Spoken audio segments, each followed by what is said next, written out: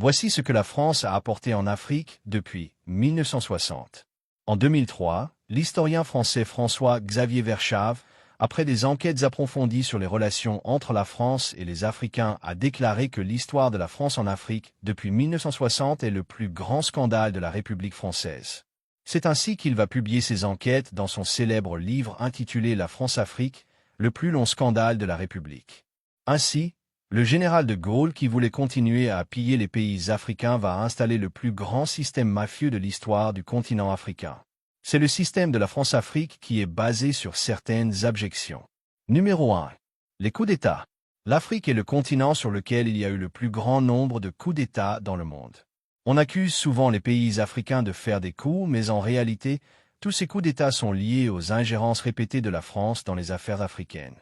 D'ailleurs, il est important de rappeler que c'est la France elle-même qui a amené les coups d'État en Afrique. Les Africains ne connaissaient pas ce genre de choses. C'est le général de Gaulle qui a commencé les coups d'État en Afrique dans le but de renverser tous les présidents africains qui ne voulaient pas se soumettre à la France. C'est ainsi que les présidents comme David Dacko ont été renversés en 1966. L'empereur Bokassa Ier a été renversé en 1979 par Valéry Giscard. Cela a continué jusqu'à Laurent Gbagbo qui a été renversé en 2011 par Nicolas Sarkozy. Les autorités françaises ont classé les coups d'État en deux catégories. Il y a des mauvais coups d'État. C'est les coups d'État dans lesquels la France n'a pas le contrôle. C'est l'exemple des 3 coups d'État du Sahel que le président Emmanuel Macron critique tous les jours. Il n'arrive pas à prendre le contrôle de ces 3 militaires. C'est pourquoi ces militaires sont dénigrés sur tous les médias français. C'est des juntes. C'est des putschistes. Il y a également les bons coups d'État. C'est les coups d'État qui sont sous le contrôle de l'Élysée. C'est les coups d'État des militaires qui sont actionnés par la France elle-même. On se rappelait que le président Emmanuel Macron lui-même est venu en personne pour adouber un coup d'État en Afrique en 2021 au mépris du peuple et de la constitution tchadienne. Numéro 2. Les assassinats politiques. C'est la France également qui a amené ça en Afrique. L'objectif était de neutraliser toute personne en Afrique qui s'opposait à la domination française. À partir du moment où un président, un homme politique ou un intellectuel africain s'oppose à la domination française, il devient la personne à abattre. C'est ainsi que beaucoup d'hommes politiques, d'intellectuels et de présidents africains ont subi des assassinats politiques organisés depuis l'Élysée et le Quai d'Orsay. Parmi les présidents, on peut citer Sylvanus Olympio du Togo, Barthélemy Boganda de la République centrafricaine, Thomas Sankara du Burkina Faso et beaucoup d'autres présidents qui ont subi le même sort. Numéro 3. La corruption. C'est aussi la France qui a installé ce système en Afrique à travers des présidents corrompus qu'ils ont installés à la tête des pays africains. Depuis des décennies, tous les présidents de la Ve République recevaient de l'argent auprès des présidents africains qu'ils ont placés à la tête des pays africains. Cela a été révélé par l'avocat franco-libanais Robert Bourgi, qui était le témoin de toute cette mafia que le général de Gaulle a installée en Afrique. Lui aussi, il a bénéficié de ce système pour s'enrichir.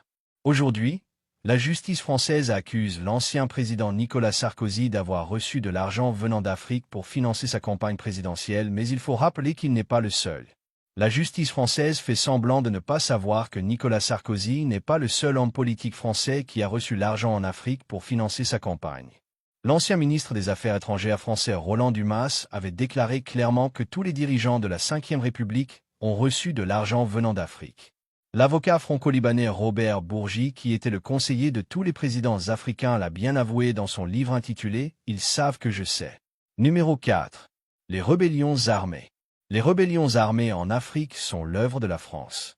L'objectif est de maintenir les pays africains dans un état de fragilité pour piller leurs richesses et au pire des cas balkaniser ces pays africains. Ces rebelles sont armés par les services secrets français. C'est les services secrets français qui les fournissent des armes. Quelques mois avant son assassinat, l'ancien président tchadien Idriss Déby, qui était l'envoyé de la France pour déstabiliser les autres pays africains, avait finalement avoué que c'est la France qui fait, c'est la France qui est derrière et c'est toujours la France qui critique.